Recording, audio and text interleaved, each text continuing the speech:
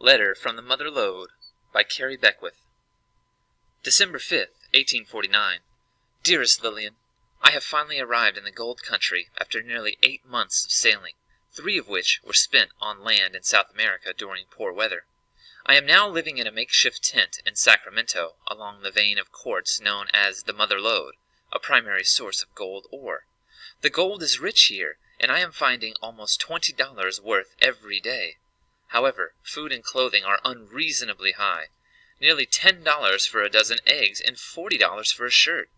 For some men, the costs are enough to break them, and they have gone home penniless. For more successful miners, these costs are only a drop in the bucket. I work every day, but Sunday from sunup to sundown, 3 of us sit by the river with what is called a cradle, a wooden box that is set on rockers. On top of the box lies a tray with wooden slats.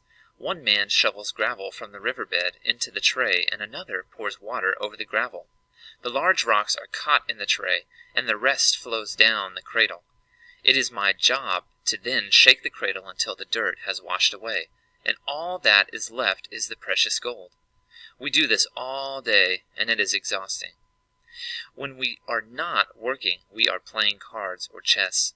Other men prefer the fights, boxing, wrestling, even animal fights. They are bloody, horrible things to watch, but it is wild here, and so too are the games. I hope it will not be long before I can afford to send for you, and little Joe. I look forward to seeing you again. All my love. Daniel.